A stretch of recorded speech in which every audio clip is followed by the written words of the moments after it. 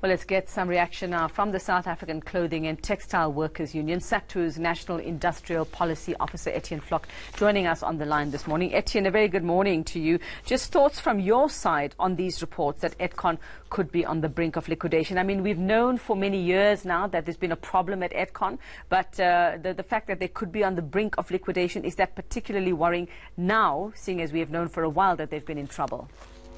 Good morning, Uveka. We are very concerned about the state of Edcon.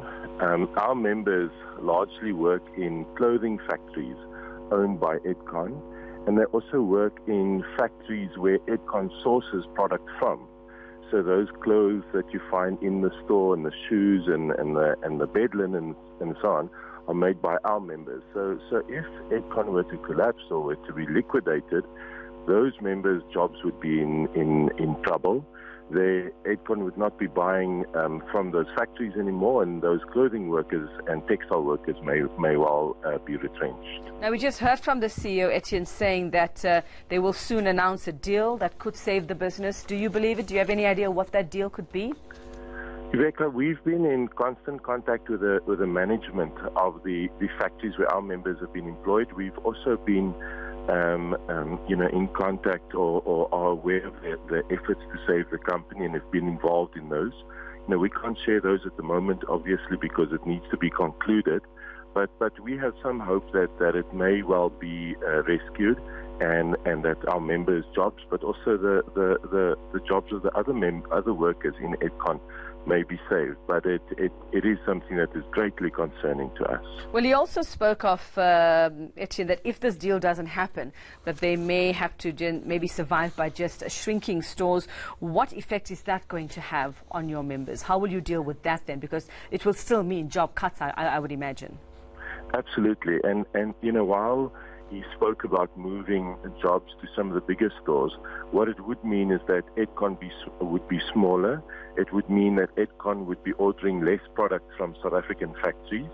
We did a survey recently, and Edcon was the group that buys the most products from South African clothing factories. And if it was to be smaller, or if it was to collapse, those factories would have a huge gap to fill. So even a smaller Edcon would concern us.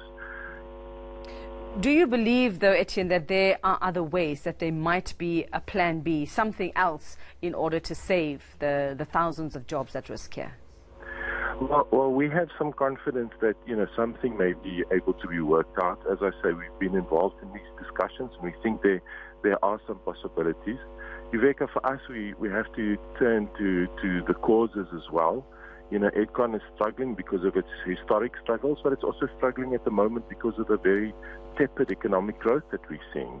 Other retailers are also not growing as fast as they or selling as much product as they used to, and so we are very concerned that at a time that we are struggling, that we're seeing an increase in interest rates, for instance. It's not helping to stimulate the economy. It's not helping to ensure that there are more sales at the likes of Edgar's and Jet.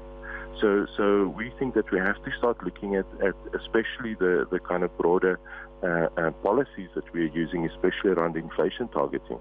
So what have you communicated to your members then, Etienne? I mean, and what has been the feedback from them? Is there a sense of panic among them at the moment?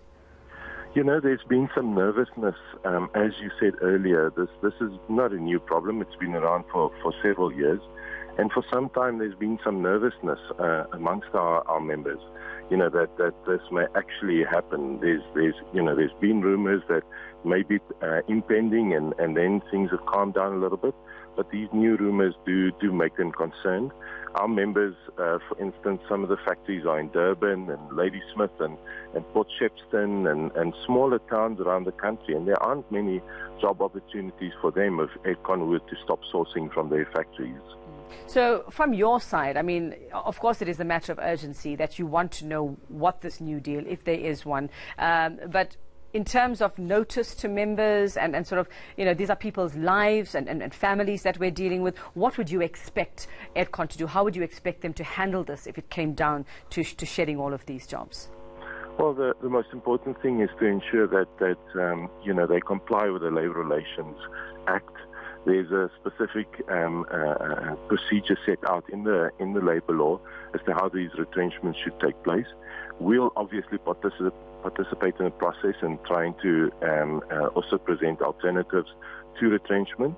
But we would hope that we don't even get there, Uveka, that before that, we'd be able to conclude the deal that the CEO was discussing, and that may be able to shore up Edcon and help it going forward. And we don't constantly sit on this edge that we're sitting at, where it might fall over or it won't, it might fall over and it won't.